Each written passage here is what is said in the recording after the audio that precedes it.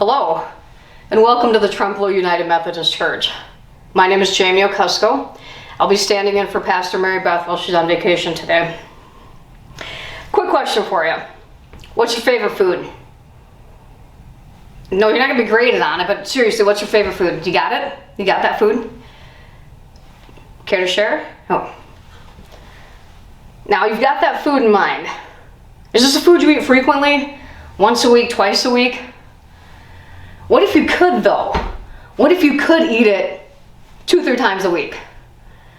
How about every meal?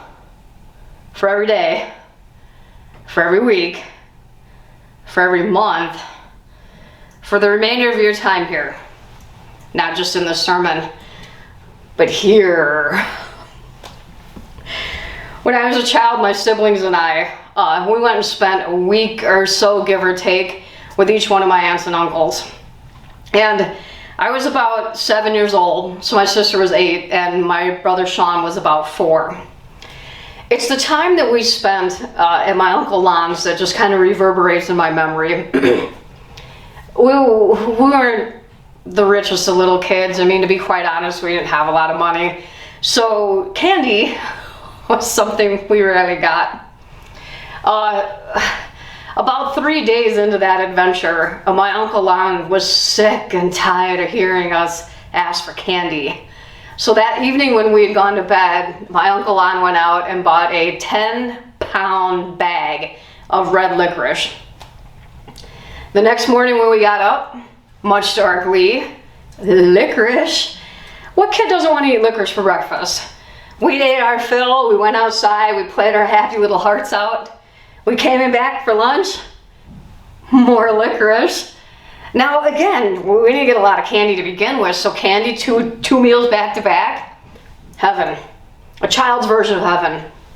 We went back outside for the afternoon, played our happy little hearts out, came back in for dinner. Uncle Lon, what's for dinner? Licorice. And then the lesson began. The talk. First, my sister went into the living room for the talk, and it went something like this. Uncle Lon said, listen, I'm tired of hearing about the candy, so you've got a choice. For the remainder of your time here, it's either red licorice, or you can head on in there to the dinner and have what your aunt provided for you, what she made for you. Well, my sister chose dinner. Then it was my turn. Same talk. Tired of the candy. Here's your choice. It's licorice, or you can hustle on into the dining room and eat what your aunt has made for you. I chose dinner. And then came Sean. Same talk. Licorice or dinner? My little brother thought about it. You know what's coming. He thought about it and says, I think I'll stick with the candy, Uncle Lon. What he got was a pat on the rear end as he headed his bum back into the dining room table for dinner. You know, much like my uncle, I think the Lord knows that we need variety in our lives. We can't eat the same thing day in or day out. The same way we can't fill our souls with the same thing day in and day out. We can't do that and be expected to grow as people.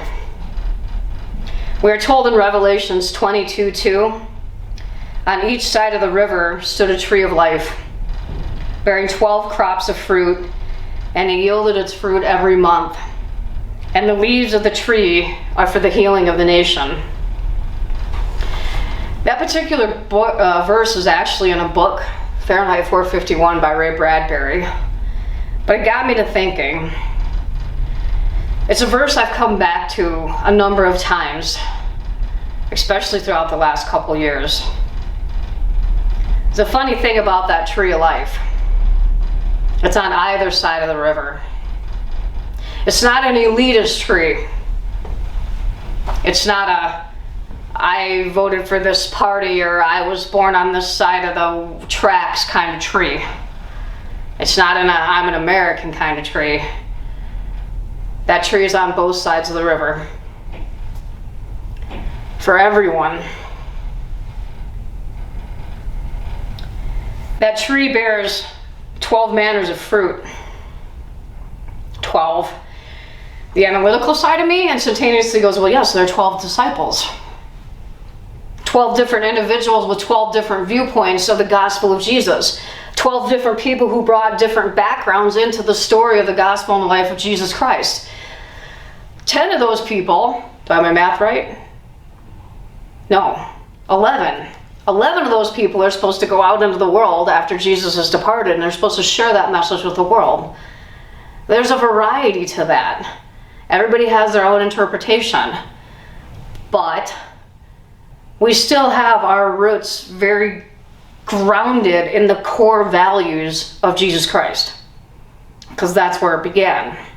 Much like this tree that bears 12 manners of fruit still has its roots in the same place. And the leaves of the tree are for the healing of the nations. So we need that variety to heal. And it's not just one nation. There's an S on the end of that. Nations. We are all one body in Christ living on this planet. No matter where we call home, each and every single one of us are a player in the game on this particular planet. We're all connected. Things that we do and things that we say have a ripple effect. And they ripple out not just past us, but they go across that pond of life and they affect everyone. This particular Bible passage leads me to wonder, what's my ripple going to be? Am I going to continue to, follow in the ideology of isolating myself? Hoarding what we believe to be ours? Or are we going to go out? Are we going to go out and share that fruit? Are we going to make waves of change for healing? And so I guess at the end of it, we all have a choice. Licorice? Or are we going to choose a little bit more variety in our lives? Because our world is full of individuals of different backgrounds, different economics, different ethnicities, different races, different genders, different sexualities, different religious ideologies. But we all contribute to this global planet. We all are human beings. We all are connected through Jesus.